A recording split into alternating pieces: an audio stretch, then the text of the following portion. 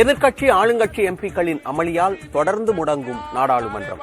மக்களவை மாநிலங்களவை 3வது நாளாக ஒத்திவைப்பு.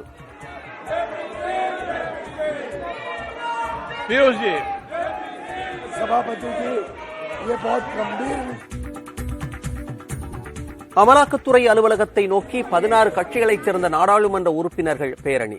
தடுத்து நிறுத்தப்பட்டதால் அமலாக்கத்துறை இயக்குநருக்கு மின்னஞ்சலில் கடிதம் அனுப்பிய கார்கே.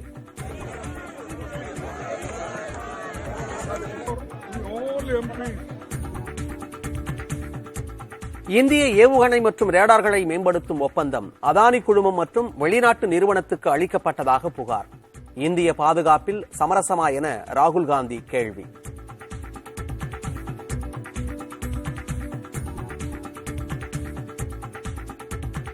அதிகாரிகள் அடிக்கடி கள ஆய்வு செய்ய வேண்டும். முத்திரை பதிக்கும் முத்தான திட்டங்கள் தொடர்பான கூட்டத்தில் முதலமைச்சர் மு க ஸ்டாலின் அறிவுறுத்தல்.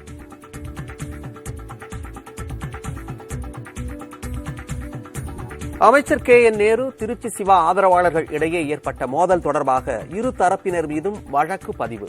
பெண் காவலரை பணி செய்ய விடாமல் தடுத்ததாக நேருவின் ஆதரவாளர் திருப்பதி என்பவர் கைது.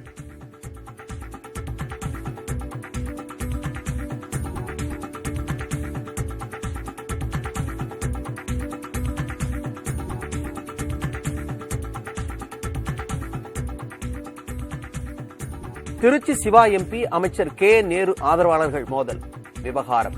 திமுகவில் இருந்து 4 பேர் தற்காலிக நீக்கம். நீக்கப்பட்டவர்கள் 4 பேரும் சரணடைந்ததை அடுத்து கைது.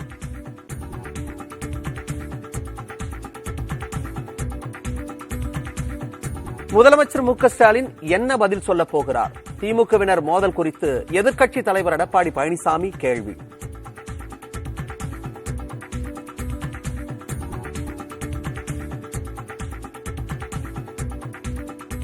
வெப்ப அலை 2023 சமாளிக்க மருத்துவமனைகள் தயார் நிலையில் இருக்க வேண்டும். மாவட்ட சுகாதாரத்துறைக்கு தமிழக பொது சுகாதாரத்துறை அறிவுறுத்தல்.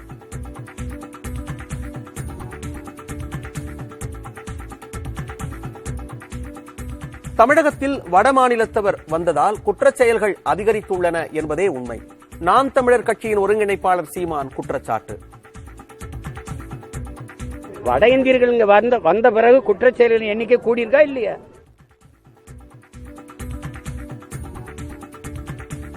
சென்னை சேலம் 8 வழிச்சாலை திட்டத்தை தமிழக அரசு எதிர்க்கவில்லை. பாமக எம்பி அன்புமணி ராமதாஸ் எழுப்பிய கேள்விக்கு மத்திய அமைச்சர் நிதின் கட்கரி எழுத்துப்பூர்வமாக பதில்.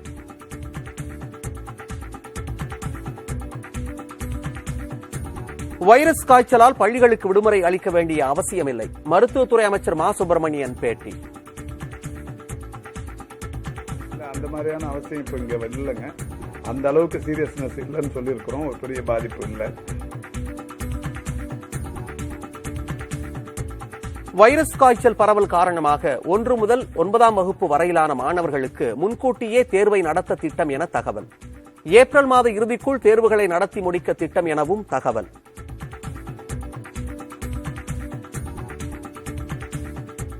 இன்ஃபுளுவன்சா காய்ச்சல் அதிகரித்து வரும் நிலையில் வழிகாட்டு நெறிமுறைகளை வெளியிட்டது தமிழக சுகாதாரத்துறை.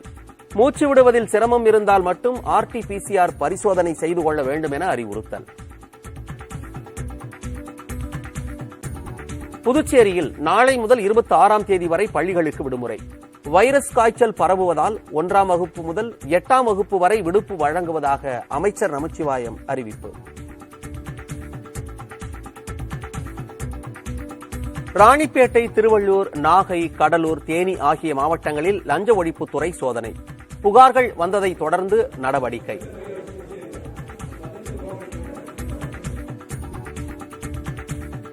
பெரும் முதலாளிகளுக்கு சாதகமாக வங்கிகள் செயல்படுகின்றன. உயர்நீதிமன்ற மதுரை கிளை நீதிபதிகள் வேதனை.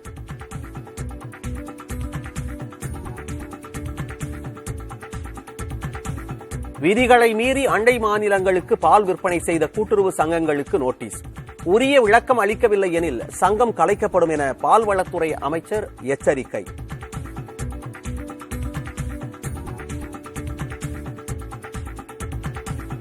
மதுரை மாநகராட்சியில் விநியோகிக்கப்படும் குடிநீரில் புழுக்கள். பொதுமக்களின் குற்றச்சாட்டை அடுத்து மாநகராட்சி அதிகாரிகள் ஆய்வு.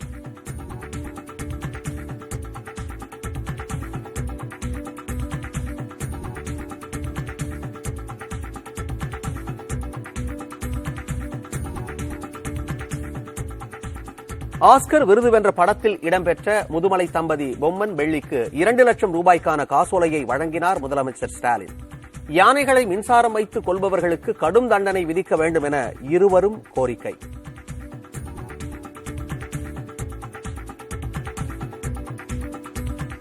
இலங்கையில் புதிய வரிகளுக்கு எதிர்ப்பு தெரிவித்து 40 தொழிற்சங்கங்கள் பணி புறக்கணிப்பு. கோரிக்கைகளை பரிசீலிக்க அதிபர் அளித்த உறுதியால் போராட்டம் திரும்ப பெறப்பட்டது.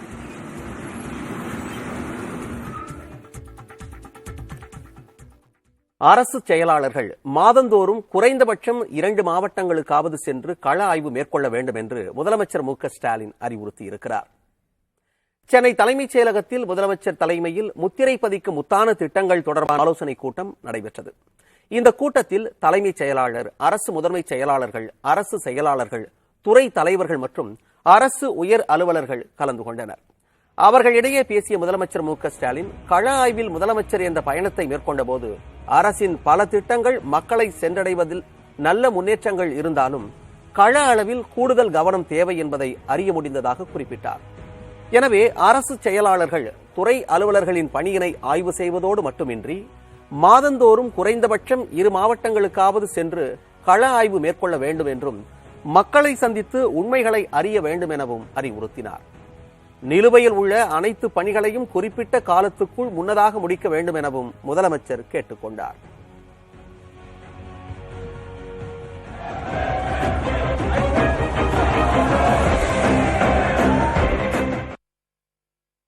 ஆளும் பாரதிய ஜனதா மற்றும் எதிர்க்கட்சிகள் அமளி காரணமாக 3வது நாளாக நாடாளுமன்றத்தின் 2 அவைகளும் முடங்கின.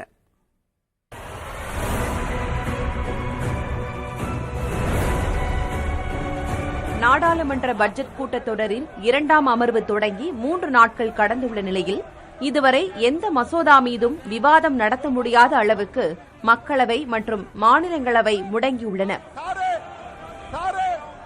सभा की कार्रवाई 2 बजे तक के लिए स्थगित की जाती है और पीठ का सम्मान. பட்ஜெட்டில் பல்வேறு துறைகளுக்கு ஒதுக்கப்பட்டுள்ள நிதி தொடர்பான விவாதங்கள் நடைபெறுவது கேள்விக்குறியாகியுள்ளது.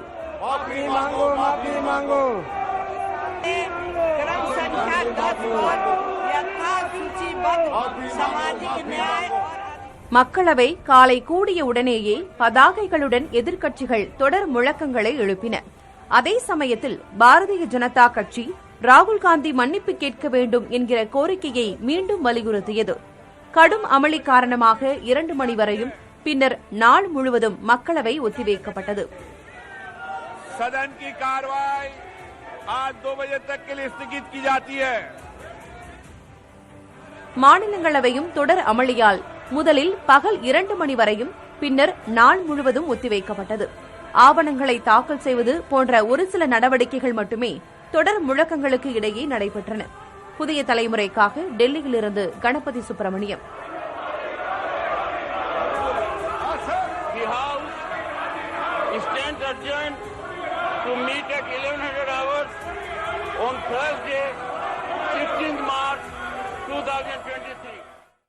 அதானி விவகாரம் தொடர்பாக நாடாளுமன்ற கூட்டுக்குழு விசாரணை நடத்த வேண்டும் என்று வலியுறுத்தி டெல்லியில் அமலாக்கத்துறை அலுவலகத்தை நோக்கி 16 கட்சிகளைச் சேர்ந்த நாடாளுமன்ற உறுப்பினர்கள் பேரணியாக செல்ல முயன்றனர்.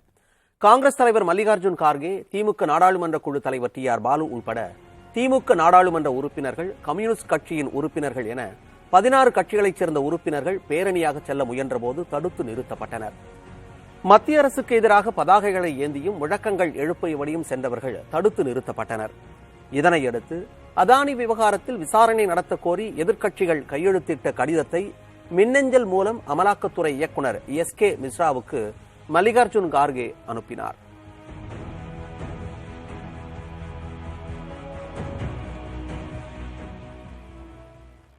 இந்திய ஏவுகணை மற்றும் ரேடார்களை மேம்படுத்தும் ஒப்பந்தம் அதானி குழுமம் மற்றும் வெளிநாட்டைச் சேர்ந்த எலாரா நிறுவனத்துக்கு அளிக்கப்பட்டுள்ளதாக வெளியான செய்திகளை அடுத்து எதிர்க்கட்சிகள் கேள்வி எழுப்பி வருகின்றன.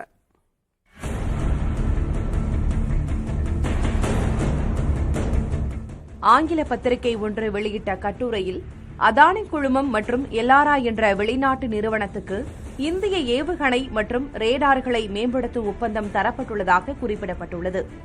எலாரா நிறுவனம் மொரீஷியஸை தலைமையிடமாக கொண்டது. London, New York, Singapore, Mumbai, Ahmedabad ஆகிய இடங்களிலும் எலாரா குழுமம் இயங்கி வருகிறது. இக்குழுமம் அதானியின் 3 நிறுவனங்களில் 9,000 கோடிக்கும் அதிக பங்குகளை கொண்டுள்ளது. அதானி குழுமத்தின் பாதுகாப்பு நிறுவனம் பெங்களூருவை தலைமையிடமாக கொண்ட பாதுகாப்பு நிறுவனமான ஆல்பா டிசைன் டெக்னாலஜிஸ் என்ற நிறுவனத்துடன் இணைந்து செயல்பட்டு வருவதாகவும் அந்த கட்டுரையில் குறிப்பிடப்பட்டுள்ளது. இந்த நிறுவனம் 2003 முதல் இஸ்ரோ மற்றும் DRDOவுடன் இணைந்து செயலாற்றி வருகிறது. 2020ஆம் ஆண்டு பெட்ரா ஏவுகணை மற்றும் ரேடார் மேம்பாட்டுக்காக மத்திய பாதுகாப்பு அமைச்சகத்துடன் 590 கோடி ரூபாய் மதிப்பீட்டிலான ஒப்பந்தத்தையும் மேற்கொண்டது. இந்நிலையில் பத்திரிகையில் வெளியான கட்டுரையை சுட்டிக்காட்டி டுவிட்டரில் பதிவிட்டுள்ள காங்கிரஸ் MP ராகுல் காந்தி, எலாராவை கட்டுப்படுத்துவது யார்? அடையாளம் தெரியாத வெளிநாட்டு நிறுவனத்துக்கு இந்திய பாதுகாப்பு கருவிகளை தயாரிக்கும் கட்டுப்பாட்டை வழங்குவதன் மூலம் நாட்டின் பாதுகாப்பில் சமரசம் செய்யப்பட்டுள்ளதா என்றும் கேள்வி எழுப்பியுள்ளார். திரிணாமுல் காங்கிரஸ் MP மஹுவா மொய்த்ரா, அதானி என்ற சிறந்த நண்பருக்காக யாரென்றே தெரியாத வெளிநாட்டு நிதி நிறுவனம் உணர்வுபூர்வமான பாதுகாப்பு ஒப்பந்தத்தை கட்டுப்படுத்துவது மகிழ்ச்சி அளிப்பதாக டுவிட்டரில் நையாண்டியாக பதிவிட்டுள்ளார். சிவசேனா உத்தவ் தாக்கரே பிரிவு MP பிரியங்கா சதுர்வேதியும் இந்த ஒப்பந்தத்தை விமர்சித்து பதிவிட்டுள்ளார். திருச்சியில் அமைச்சர் KN நேரு மற்றும் நாடாளுமன்ற உறுப்பினர் சிவாவின் ஆதரவாளர்கள் இடையே ஏற்பட்ட மோதல் தொடர்பாக 5 பேர் கைது செய்யப்பட்டுள்ளனர்.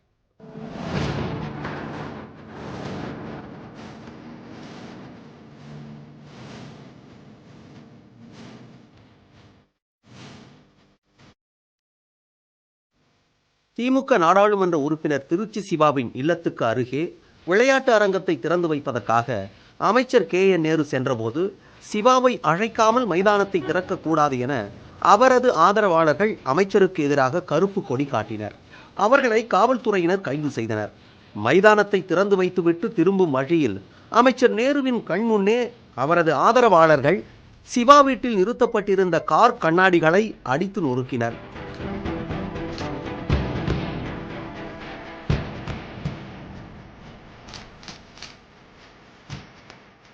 இரண்டு இருசக்கர வாகனங்கள், வீட்டுக்கு வெளியே இருந்த நாற்காலிகள், ஜன்னல் கண்ணாடிகளையும் அடித்து நொறுக்கினர்.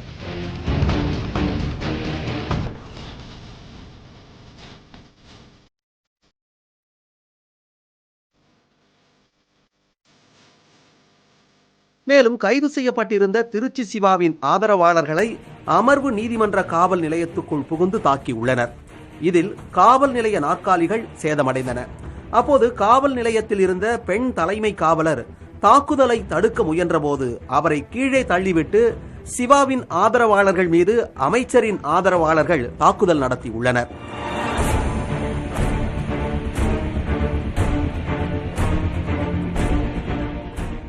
இந்த மோதல் தொடர்பாக திமுக வட்டச் செயலாளர் மூவேந்திரன் கொடுத்த புகாரின் அடிப்படையில் MP சிவாவின் ஆதரவாளர்கள் 15 பேர் மீது வழக்கு பதிவு செய்யப்பட்டது. அதேபோல் சிவாவின் ஆதரவாளர் சூரியகுமார் கொடுத்த புகாரில் CCTV காட்சிகளின் அடிப்படையில் அமைச்சர் நேருவின் ஆதரவாளர்கள் மீது வழக்கு பதிவு செய்யப்பட்டுள்ளது. இந்நிலையில் நேரு ஆதரவாளரான திருப்பதி என்பவரை காவல்துறையினர் கைது செய்திருக்கிறார்கள். பெண் காவலரை பணி செய்ய விடாமல் தடுத்ததாக அவர் மீது வழக்கு பதிவு செய்யப்பட்டுள்ளது. இதற்கிடையே கட்சி கட்டுப்பாட்டை மீறி செயல்பட்டதாக மாவட்ட துணை செயலாளர் முத்துலிங்கம், மாவட்ட பொருளாளர் துரைராஜ், தலைமை செயற்குழு உறுப்பினர் காஜாமலை விஜய், வட்ட செயலாளர் ராமதாஸ் ஆகியோர் கட்சியிலிருந்து தற்காலிகமாக நீக்கப்படுவதாக பொதுச் செயலாளர் துரைமுருகன் அறிவித்துள்ளார்.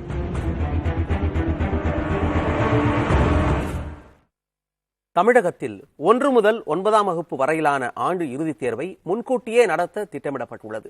தமிழகத்தில் கோடை வெயில் சுட்டெரித்து வருவதுடன் இன்ஃபுளுன்சா காய்ச்சல் பரவலும் அதிகரித்து வருகிறது. இதன் காரணமாக வரும் ஏப்ரல் 24ஆம் தேதி தொடங்கி ஏப்ரல் 30ஆம் தேதி வரை நடத்தவிருந்த 1ஆம் வகுப்பு முதல் 9ஆம் வகுப்பு வரையிலான ஆண்டு இறுதித் தேர்வை முன்கூட்டியே நடத்த தமிழக அரசு திட்டமிட்டு வருகிறது.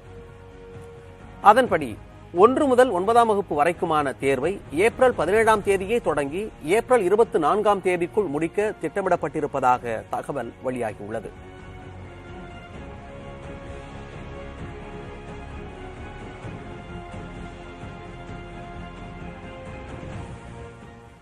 வைரஸ் காய்ச்சல் பரவலை தடுக்க தமிழகத்தில் பள்ளிகளுக்கு விடுமுறை அளிக்க வேண்டிய அவசியம் எழவில்லை என்று மருத்துவத்துறை அமைச்சர் மா சுப்பிரமணியன் தெரிவித்துள்ளார். இன்ஃப்ளூயன்சா வைரஸ் பரவலை கட்டுப்படுத்தும் விதமா புதுச்சேரி அரசு 1 முதல் 8ஆம் வகுப்பு வரை படிக்கக்கூடிய மாணவர் மாணவிகளுக்கு விடுமுறை அளிச்சிருக்காங்க. தமிழக அரசு இல்ல அந்த மாதிரியான அவசியம் இப்ப இங்க இல்லைங்க. அந்த அளவுக்கு சீரியஸ்னஸ் இல்லைன்னு சொல்லியிருக்கிறோம். ஒரு பெரிய பாதிப்பு இல்லை. தேவையில்லாமல் பெரிய பதட்டத்தை நாம உருவாக்கிட வேணாம் அப்படிங்கிறது. நாடு முழுவதும் இந்த ஆண்டு வெப்ப அலை வீசும் என்பதால் அதனை எதிர்கொள்ள மத்திய சுகாதாரத்துறை வழங்கியிருக்கும் வழிகாட்டு நெறிமுறைகளை அமல்படுத்துமாறு அனைத்து மாவட்ட துணை சுகாதார இயக்குநர்களுக்கும் தமிழ்நாடு பொது சுகாதாரத்துறை உத்தரவு பிறப்பித்துள்ளது.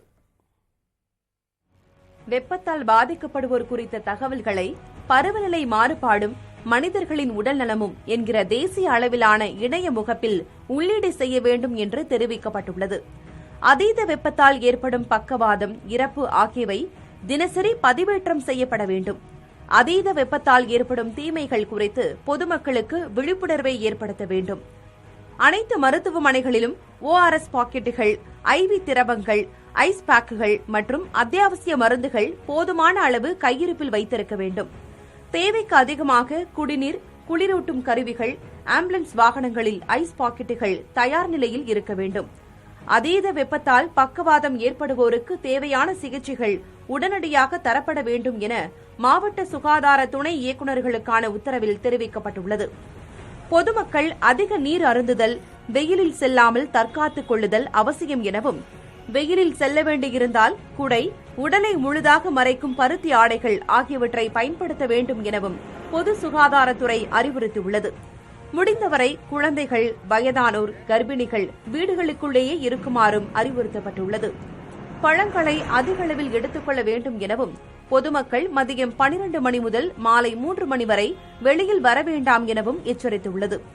உடல் சூடு, தோலில் எரிச்சல், வாந்தி, மயக்கம், தலைவலி உள்ளிட்டவை ஏற்பட்டால் உடனடியாக மருத்துவர்களை அணுகி சிகிச்சை பெற வேண்டும் எனவும் அறிவுறுத்தப்பட்டுள்ளது.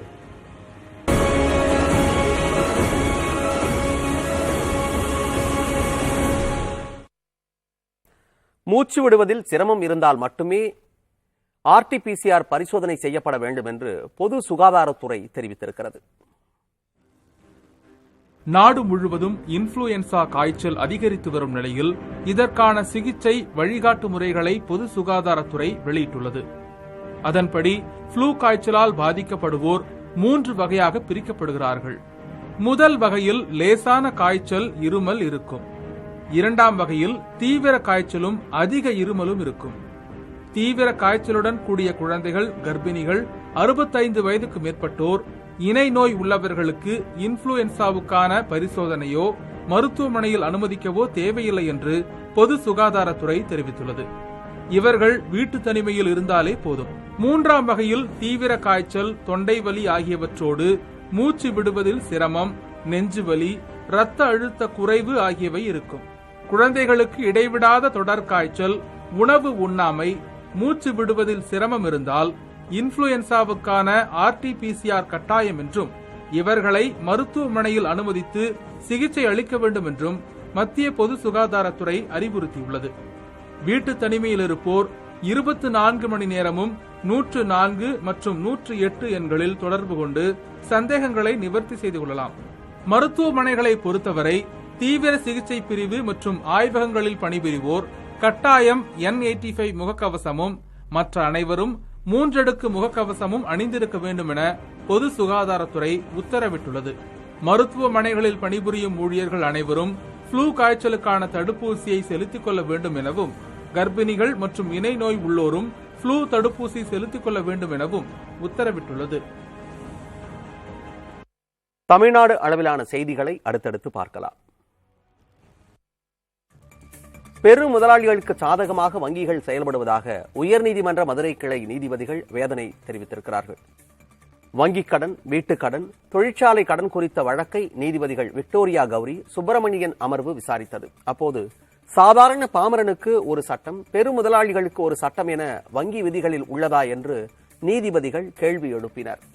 கடன் வாங்கி திரும்பச் செலுத்தும் வாடிக்கையாளர்கள் மீண்டும் கடன் கேட்டால் வங்கிகள் கொடுப்பதில்லை என்றும், ஏமாற்று வேலை செய்பவர்களுக்குத்தான் வங்கிகள் கடன் கொடுக்கின்றன என்றும் நீதிபதிகள் கூறினர். வங்கிகள் நியாயமாக செயல்படுவதில்லை என்றும் நீதிபதிகள் கருத்து தெரிவித்தனர்.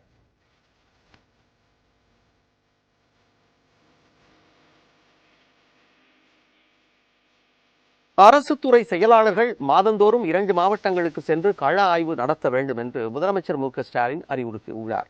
தமிழக அரசின் முத்திரை பதிக்கும் முத்தான திட்டங்கள் தொடர்பான ஆலோசனைக் கூட்டம் தலைமைச் செயலகத்தில் முதலமைச்சர் ஸ்டாலின் தலைமையில் நடைபெற்றது. அப்போது பேசிய அவர், புதிய திட்டங்களை நிறைவு செய்வதில் தான் நமது திறமை உள்ளதாக கூறினார். அனைத்து தரப்பு மக்களின் வாழ்க்கை தரத்தை மேம்படுத்தவும் ஏற்றத்தாழ்வுகளை களையவும் பல திட்டங்களை செயல்படுத்தி வருவதாகவும் அவர் குறிப்பிட்டார்.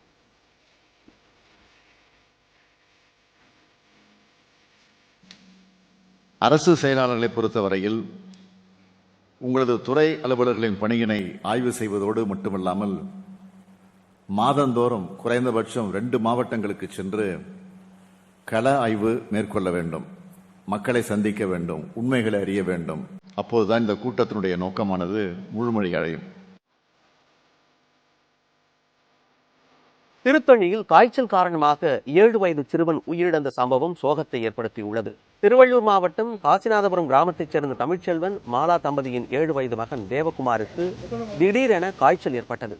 சிகிச்சைக்காக திருத்தணி அரசு மருத்துவமனையில் அனுமதிக்கப்பட்ட நிலையில் சிறுவனின் உடல்நிலை மோசமடைந்தது.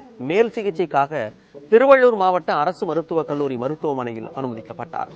அங்கு தீவிர சிகிச்சை அளித்தும் தேவகுமாரை காப்பாற்ற முடியவில்லை.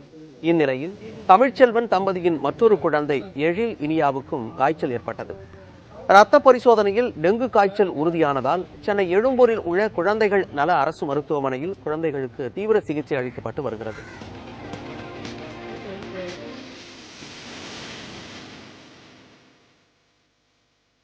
திண்டுக்கல் மாவட்டம் கொடைக்கானல் சிட்டி வியூ பகுதியில் ஆயிரக்கணக்கான ஏக்கர் பரப்பளவில் காட்டுத்தீ கொழுந்துவிட்டு எரிந்து வருகிறது. நேற்று இரவு முதல் பற்றிய காட்டுத்தீ வேகமாக பரவி ஆயிரக்கணக்கான ஏக்கர் புல்வெளிகள், சிறு மரங்கள் எரிந்து சாம்பலாகி வருகிறது.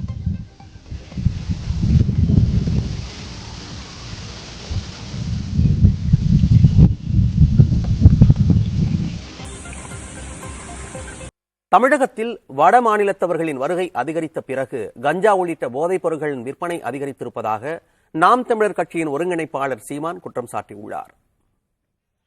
ஓய்வு பெற்ற போக்குவரத்து தொழிலாளர்களுக்கு அகவிலைப்படி உடனடியாக வழங்க வேண்டும் என்ற கோரிக்கையை வலியுறுத்தி சென்னை பல்லவன் இல்லம் அருகே ஆர்ப்பாட்டம் நடைபெற்றது. இதில் நாம் தமிழர் கட்சியின் ஒருங்கிணைப்பாளர் சீமான் கலந்து கொண்டு பேசினார். பின்னர் செய்தியாளர்களை சந்தித்த சீமான், வட மாநிலத்தவர் தமிழகம் வந்ததால் குற்றச் செயல்கள் அதிகரித்துள்ளதாக குற்றம் சாட்டினார். தமிழகம் வரும் வட மாநிலத்தவர்களுக்கு மாநில உள்நுழைவு போன்ற எந்த நடைமுறையும் இருப்பதில்லையே என கேள்வி எழுப்பிய அவர், வட மாநிலத்தவர் குறித்த பதிவுகள் தமிழகத்தில் இல்லை என்றார். பீகார் மக்களுக்காக பிரசாந்த் கிஷோர் பேசுகிறார், நான் தமிழ் மக்களுக்காக பேசுகிறேன் என்றும் சீமான் தெரிவித்தார். நம்ம கேட்கிற கோரிக்கை என்னன்னா, நீ வடகிழக்கு மாநிலங்களை போல உள்நுழைவு அனுமதி கொடு, இன்னர் லைன் பெர்மிட் கொடு. அவர் எந்த மாநிலம், என்ன வேலைக்கு வந்திருக்காரு, அவர் அழைச்சிட்டு வந்த முகவர் யாரு, எங்க தங்குவாரு, எவ்வளவு நாள் தங்குவாரு, அந்த பதிவு இருந்தா தானே. இப்ப தானியங்கி வங்கியில 4 பேர் திருடிட்டு ஓடிட்டான்ல, ஹரியானால போய் ஒருத்தனை பிடிச்சிக்க, மீதி 3 பேரை பிடிக்க முடியல. காரணம் தரவு இல்லை உனக்கிட்ட, அவரை பற்றி விவரம் இல்லை. வட இந்தியர்கள் இங்க வந்த பிறகு குற்றச்செயல்களின் எண்ணிக்கை கூடியிருக்கா இல்லையா? அதிகமா கஞ்சா, ஹபின், கராயின், இந்த போதைப் பொருட்கள் விற்பனை கூடியிருக்குது. அது எல்லாருக்கும் தெரியுது. இன்று நடைபெற்ற 12ஆம் வகுப்பு பொதுத் தேர்வு ஆங்கிலத்தாளை 50,000 மாணவர்கள் எழுதவில்லை. பெருமளவில் மாணவர்கள் தேர்வை எழுதாதது அதிர்ச்சியை ஏற்படுத்தியுள்ளது. தமிழகத்தில் 12ஆம் வகுப்பு பொதுத் தேர்வு தொடங்கியிருக்கும் நிலையில் தமிழ் தேர்வை 50,000த்திற்கும் மேற்பட்ட மாணவர்கள் எழுதவில்லை. 11ஆம் வகுப்பு தேர்வு நேற்று தொடங்கிய நிலையில் 12,660 தேர்வர்கள் மொழித் தேர்வை எழுதவில்லை. இந்நிலையில் 12ஆம் வகுப்பு ஆங்கில தேர்வு இன்று நடைபெற்றது. இதில் சுமார் 50,000 மாணவ மாணவியர் தேர்வை எழுதவில்லை. தொடர்ந்து அதிக எண்ணிக்கையிலான மாணவ மாணவியர் பொதுத் தேர்வை எழுதாமல் தவிர்ப்பது அதிர்ச்சியை ஏற்படுத்தியுள்ளது.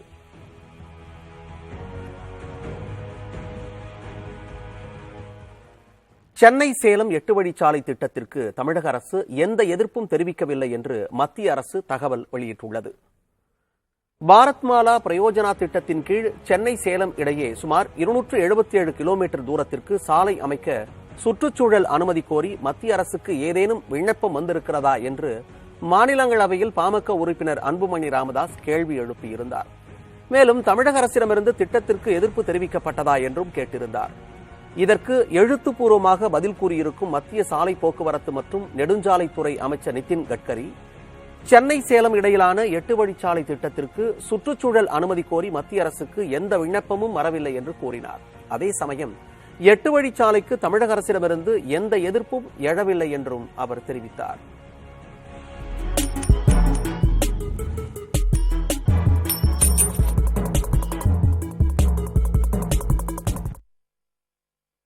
நிதி சந்தையில் பலவிதமான கடன்கள் கிடைக்கின்றன. அவசர தேவைக்கு கடன் வாங்குவோர் எந்த கடனை தேர்ந்தெடுக்க வேண்டும், எவற்றை தவிர்க்க வேண்டும் என்பதை விரிவாக பார்க்கலாம். கிடைக்கும் கடனை வாங்கி அவசியமில்லாதவற்றை கூட வாங்கும் பழக்கம் இன்றைய தலைமுறையினரிடம் அதிகரித்து வருகிறது. அவசர தேவையாக இருந்தாலும் கூட தனிநபரிடம் வட்டிக்கு கடன் வாங்குவது, கிரெடிட் கார்டில் கடன் பெறுவது என பாதுகாப்பற்ற முறையில் வழங்கப்படும் கடன்களில் மாட்டிக்கொள்ளவே கூடாது என்கின்றனர் நிபுணர்கள்.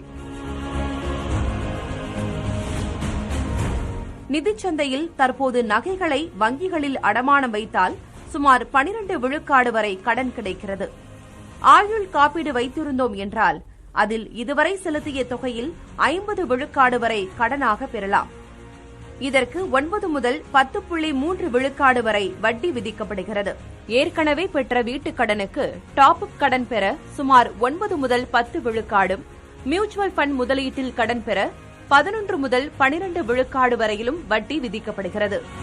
இந்த சூழலில் அவசர தேவை என்றாலும் கூட சில கடன்களை தவிர்க்க வேண்டும் என்கிறார் நிதி ஆலோசகர் Suresh Parthasarathy. Insurance, mutual fund, gold, வீடு இருந்தால் இந்த 4 வாங்கலாம். இதை 4 தாண்டி வெளியில் வாங்கினா பர்சனல் லோன்ஸ் தான் வாங்கணும். பர்சனல் லோன்ஸ் நம்மளுக்கு இன்றைக்கி தெரியும் ரொம்ப வட்டி ஏறிண்டே வரதுனால பர்சனல் லோன் அன்செக்யூர்ட் லோன்ஸ்க்கு எப்பயுமே காஸ்ட் ஜாஸ்தி. இந்த முதல்ல பேசுகிற 4 வந்து செக்யூர்ட் லோன்ஸ், நம்ம பொருளை அடமான வச்சு வாங்குறோம். இன்னொன்று வந்து பர்சனல் லோன் அன்செக்யூர்ட் லோன் எப்பயுமே இப்போ அன்செக்யூர்ட் லோன்ஸ் வாங்கணும்னா அது லாஸ்ட் ப்ரியாரிட்டி. அவசர தேவைக்காக கடன் பெறுவதை தவிர்க்க சில யோசனைகளையும் கூறுகின்றனர். எமர்ஜென்சி ஃபண்ட் எனப்படும் அவசர தேவைக்கான நிதியை நாமே திட்டமிடல்தான் அது. ஒரு தனிநபரின் குடும்ப செலவு, கடன்களுக்கான மாத தவணையையும் சேர்த்து 40,000 ரூபாய் என வைத்துக் கொள்வோம். அவர் அவசர தேவைக்கான நிதியாக 3 முதல் 6 மடங்கு வரையிலான தொகையை வைத்திருக்க வேண்டும் என்கின்றனர் நிதி ஆலோசகர்கள். அதாவது அந்த நபர் 1,20,000 ரூபாய் முதல் 2,40,000 ரூபாய் வரையிலான தொகையை உடனடியாக பணமாக மாற்றும் திட்டங்களில் முதலீடு செய்து வைத்திருக்க வேண்டும். இந்த பணத்தை எப்படி சேமிப்பது என்பது நம்மில் பலருக்கும் எழும் சந்தேகம்தான். ஏற்கனவே பார்த்தபடி மாத சம்பளத்தில் விருப்ப செலவிற்காக ஒதுக்கும் தொகையிலிருந்து சேமிக்கும் பழக்கத்தை உருவாக்கிக் கொள்ள வேண்டும். இந்திய மக்களின் பாரம்பரிய பழக்கமே சிறு சேமிப்புதான். வருவாய்க்கு ஏற்ப திட்டமிட்டு வாழ்வாதாரத்தை நகர்த்தினால் கடன் பெறுவதிலிருந்து தப்பித்து நிம்மதியாக வாழ முடியும். புதிய தலைமுறைக்காக கௌசல்யா. மதுரை மாநகராட்சி ஆழ்வார்புரம் பகுதியில் விநியோகம் செய்யப்படும் குடிநீரில் புழுக்கள் இருப்பது புதிய தலைமுறையின் கள ஆய்வின் மூலமாக தெரியவந்துள்ளது. மதுரை மாநகராட்சிக்குட்பட்ட 4வது மண்டலத்தில் உள்ள ஆழ்வார்புரத்தில் 1 மாத காலமாக சுகாதாரமற்ற நிலையில் குடிநீர் விநியோகம் செய்யப்பட்டு வருவதாக குற்றச்சாட்டு எழுந்துள்ளது. குடிநீரில் புழுக்கள் கலந்து வருவதால் அதிர்ச்சியடைந்த பொதுமக்கள் அதனை பயன்படுத்த முடியவில்லை என வேதனை தெரிவித்துள்ளனர். 2 மாசம் அந்த சைடு தண்ணி இப்படிதான் வந்துகிட்டு இருக்கு. சாக்கடை பயங்கரமான வாடை. அதை தான் பிள்ளைகளுக்கு சூடு பண்ணி குடுக்குறோம். குடிச்சதே இப்போ ஃபுல்லாக மஞ்சக்காமல எல்லா வியாதி வந்தது காரணம். 2வது இப்போ நல்லா வருது, தண்ணி சுத்தமாக தான் வருது, ஆனால் புழுவாக வருது. இந்த பிறந்த 6 மாத பிள்ளைக்கு அந்த தண்ணியை தான் நாங்கள் சூடு பண்ணி குடிச்சு இப்போ இந்த பிள்ளை ஃபிக்ஸ் நாங்கள் ஆஸ்பத்திரியில் செலவழிச்சிட்டு உட்காந்துருக்கோம். மீட்டிங் வந்துடுது, திடீர்னு உடம்பு முடியாமல் வந்துடுது. என்ன பிரச்சனைனே தெரியலை. ஹாஸ்பிட்டல் போனால் தண்ணி தான் பெரிய பிரச்சனைன்னு சொல்லி சொல்கிறாங்க. ஆனால் எங்களுக்கு மாத்திரைக்கு வேறு வழியே கிடையாது. இந்த தண்ணி தான் நாங்கள் அடித்து பிளங்குறோம். இதவே வடிகட்டி சுடு தண்ணி காய்ச்சி கொடுத்தாலும் எங்களுக்கு உடம்பு முடியாமல் தான் போயிடுது. இது தொடர்பான புகாரின் பேரில் சம்பவ இடத்திற்கு சென்ற மாநகராட்சி அதிகாரிகள் மக்களுக்கு விநியோகம் செய்யப்பட்ட குடிநீரை பார்வையிட்டு ஆய்வு செய்தனர். குடிநீரில் புழுக்கள் வந்ததற்கான காரணம் குறித்து கண்டறியப்படும் என தெரிவித்த அதிகாரிகள் வரும் நாட்களில் சுகாதாரமான குடிநீர் வழங்க நடவடிக்கை எடுக்கப்படும் என்று உறுதியளித்தனர்.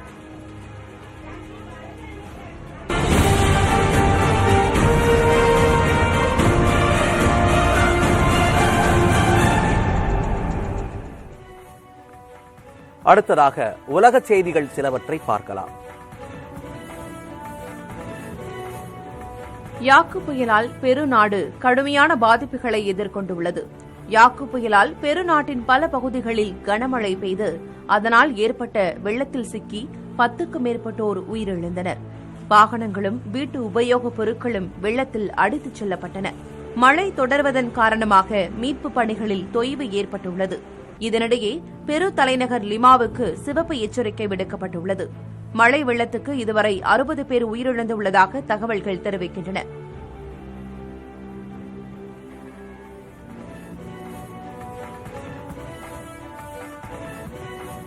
ஆப்பிரிக்க நாடான மலாவியில் வெப்பமண்டல புயல் ஃப்ரெடி காரணமாக 190க்கும் மேற்பட்டோர் உயிரிழந்துள்ளனர். ஃப்ரெடி புயலினால் மலாவியின் பல பகுதிகளில் நிலச்சரிவு ஏற்பட்டு வீடுகள் மண்ணுக்குள் புதைந்தன. உயிரிழந்தவர்களின் உடல்கள் மீட்கப்பட்டு ராணி எலிசபெத் மருத்துவமனையில் வைக்கப்பட்டுள்ளன. கடும் மழையையும் பொருட்படுத்தாமல் பொதுமக்கள் நீண்ட வரிசையில் காத்திருந்து தங்களது உறவினர்களின் உடல்களை அடையாளம் கண்டு அடக்கம் செய்வதற்காக பெற்றுச் சென்றனர். கொலை, திருட்டு வழக்குகளில் தொடர்புடையவர்களை துப்பாக்கியால் சுட்டுப்பிடித்தது தொடர்பாக விசாரணை நடத்தி அறிக்கை தாக்கல் செய்யும்படி மனித உரிமை ஆணைய ஐஜிக்கு தமிழ்நாடு மாநில மனித உரிமை ஆணையம் உத்தரவிட்டுள்ளது. திருச்சியில் நடைபெற்ற திருட்டு வழக்கில் கைது செய்யப்பட்ட துரைசாமி, சோமு ஆகிய இருவர் தப்ப முயன்றபோது காவல்துறையினரால் சுட்டுப் பிடிக்கப்பட்டனர்.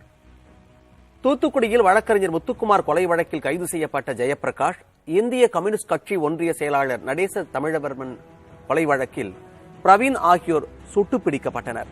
இதேபோல மதுரை சத்தியபாண்டி கொலை வழக்கில் கைது செய்யப்பட்ட சஞ்சய் ராஜா தப்ப முயற்சித்த போது துப்பாக்கியால் சுட்டுப் பிடிக்கப்பட்டனர். காவல்துறையினர் தற்காப்புக்காக இந்த துப்பாக்கிச் சூடு நடத்தியதாக கூறப்படுகிறது.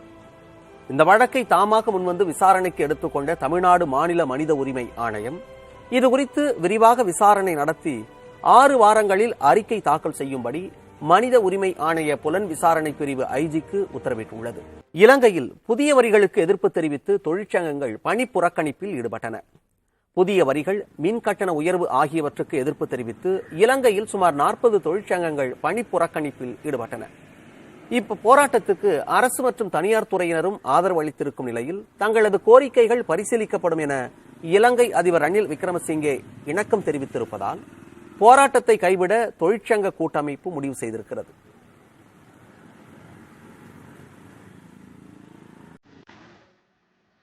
தேசிய அளவிலான செய்திகளை இந்தியா எக்ஸ்பிரஸ் பகுதியில் பார்க்கலாம்.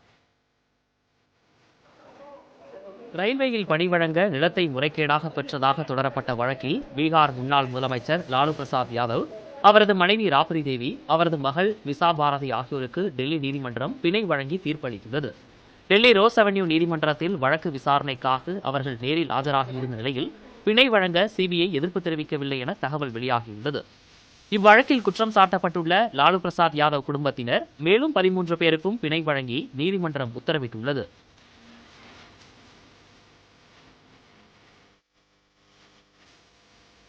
மத்திய பிரதேச மாநிலத்தில் ஆழ்துளை கிணற்றில் விழுந்த 8 வயது சிறுவன் சிகிச்சை பலனின்றி உயிரிழந்தார்.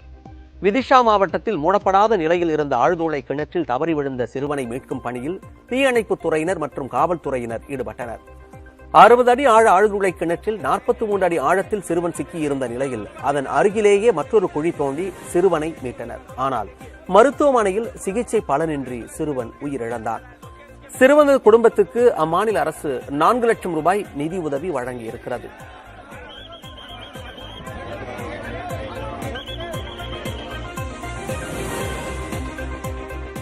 சத்தீஸ்கர் மாநிலம் ராய்ப்பூரில் உள்ள சட்டப்பேரவை அலுவலகம் முன்பு பாரதிய ஜனதா கட்சி தொண்டர்கள் போராட்டத்தில் ஈடுபட்டனர். அப்போது பிரதமரின் வீடு கட்டும் திட்டத்தின் கீழ் ஏழை மக்களுக்கு வீடுகள் கட்டித்தர வேண்டும் என கோஷங்கள் எழுப்பினர்.